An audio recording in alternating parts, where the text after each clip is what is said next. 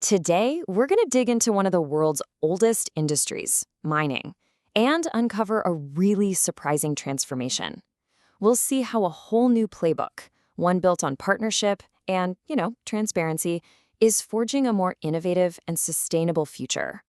Yeah, so how do you teach an old industry new tricks? I mean, think about it. The mining industry is a titan, right? It's built on centuries of tradition. But in today's world, we're demanding more from our resources and a lot more from our industries. Sticking to the old ways, that's just not an option anymore. So how do you make that pivot? For decades, and I mean decades, the mining industry has pretty much operated in these silos. Historically, the whole name of the game was secrecy. You had companies, engineering firms, tech providers. Everyone kept their cards super close to their chest. And what that created was a culture where innovation was just slow, and being risk-averse was the default setting. Everyone just worked in their own little world, rarely sharing data or insights. Right. And that brings us right to the core of the whole issue here, the industry's long-standing collaboration problem. You can see how this siloed approach would create some major roadblocks to making any real progress.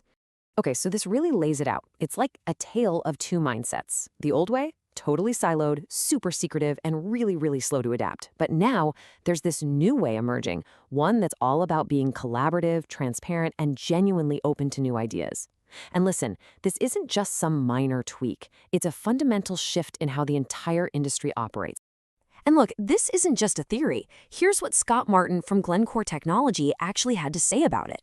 He points out that this move away from those old silos towards a collaborative model, it's happening right now, and it's being driven by the need for better, faster results. All right, so to really see this new way of thinking in action, let's dive into a fantastic case study. We're going to turn our attention to a company called Hudbay Minerals and a pretty major challenge they were facing at a new project right here in the United States. Okay, so the scene is Hudbay's really ambitious Copper World project. They had this massive resource, which is great, but they also had a critical decision to make. Once they mined all that ore, they'd be left with this raw material called copper concentrate. And the big question was, what's the smartest, most efficient, and frankly, most responsible way to turn that stuff into pure metal? So you're probably asking, what exactly is this copper concentrate? Well, think of it as the intermediate product. It's not pure copper yet, not by a long shot. Traditionally, a mine would have to ship this really bulky material thousands of miles, usually to a smelter somewhere in Asia, for that final, super energy-intensive refining process.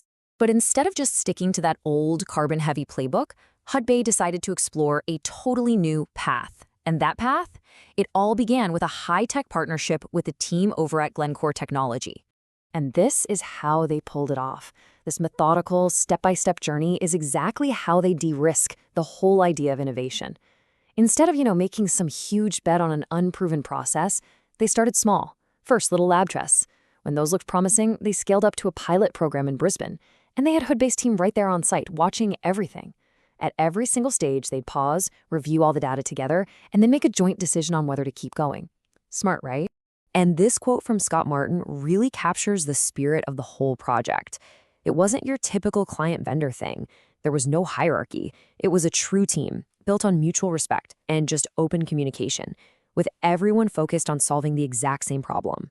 So what was this amazing technology they were testing? It's called the Albion process. Now, in simple terms, it's basically a chemical method. It uses a relatively low-temperature leach to extract pure copper right from the concentrate. And here's the kicker. It does it right there at the mine site. No giant high-energy smelter needed. All right, so they built the team, they tested the tech, but what happened? What was the result? This is where the story gets really compelling, because the payoff, well, it was huge. So check out this dramatic shift, because this is the crucial point. The old way, the traditional way, involved loading all that concentrate onto a massive ship and sending it across the ocean. The new way? The entire process happens right at the mine. They completely, totally eliminated the need for international shipping and all of the emissions that go with it. Just gone. And that brings us to this number, 100%. Just let that sink in. With the Albion process, 100% of the copper from the Copper World project will be fully processed into its final form on site and then used right here, within the United States. I mean, when you add it all up, the ESG benefits, that's environmental, social, and governance, they're just undeniable. You've got a drastically smaller carbon footprint, you've eliminated transoceanic shipping of raw materials, you're creating a final, high-value product right on site, and you're strengthening the domestic supply chain for a metal that we absolutely need. You can see why this collaborative approach was a total win. Okay, but here's the thing. This isn't just a one-off success story.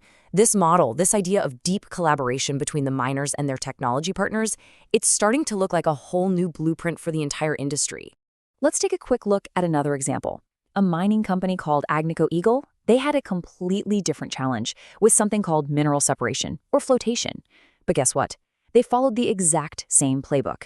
They brought in Glencore technology, they set up a pilot rig right at their mine, they shared all the data, and they worked side by side to optimize the process. The tech was different, sure, but that core principle of partnership was exactly the same. And listen to this. Here's Mayo Shora from the Agnico Eagle team, and she confirms that key ingredient. She highlights that the total transparency between the two teams was what made it all click. They shared results, the good and the bad, and that's what allowed them to really fine-tune the process and get the best possible outcome.